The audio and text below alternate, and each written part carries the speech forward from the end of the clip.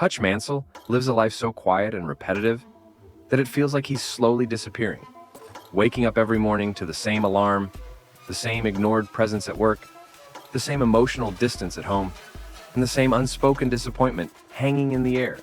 A man surrounded by people, yet completely unseen, treated like background noise in his own life. And it's clear from the start that Hutch isn't weak. He's restrained, carrying something heavy beneath the surface that he refuses to unleash. One night, two burglars break into his house, and when Hutch calmly chooses not to fight back, letting them walk away, the damage isn't physical, it's emotional. Because in that moment, his family, especially his son, lose all respect for him, seeing not restraint, but cowardice, unaware that Hutch is holding back not out of fear, but because once violence starts for him, it doesn't end cleanly. From that night on, the humiliation piles up slowly and relentlessly, at work, at home, everywhere he goes. Hutch is treated like a man who doesn't matter, a man who can be ignored without consequence. Until one night on a city bus, when a group of drunk men begin harassing a young woman, laughing, pushing, crossing lines, convinced that no one will stop them, and something inside Hutch finally gives way.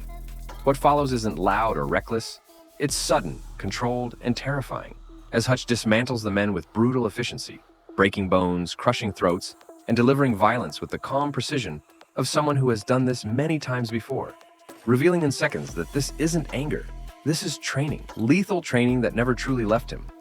That single incident awakens the man Hutch tried to bury, and it sends shockwaves through the criminal underworld because one of the men left hospitalized is connected to the Russian mafia, specifically to Yulian Kuznetsov, a sadistic, unstable mob boss who thrives on chaos, money, and cruelty.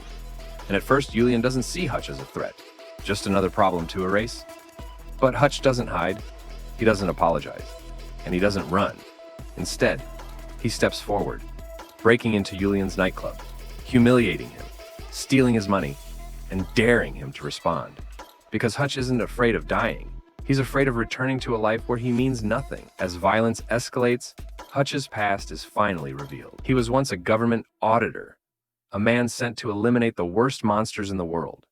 Someone who operated outside the law, leaving no trace, no mercy, and no survivors, until he chose to walk away, build a family, and pretend to be normal, a lie that slowly hollowed him out from the inside.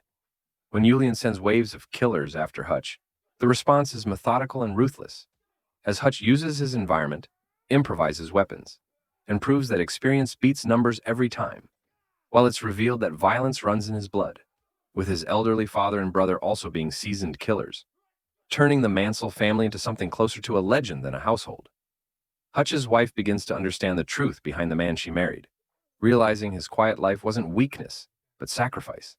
And when Hutch deliberately lures Yulian and his entire army to an abandoned factory, the story erupts into pure chaos, as Hutch transforms the building into a killing ground, using guns, explosives, knives, and his own battered body to tear through wave after wave of armed men, surviving gunshots, stabbings, and explosions with nothing but willpower and rage. Yulian, desperate and unhinged, clings to control through music, theatrics, and cruelty. But none of it matters, because Hutch doesn't fight for power, money, or ego. He fights to feel alive again, and in their final confrontation, Hutch proves that all of Yulian's resources mean nothing against a man who has already made peace with death.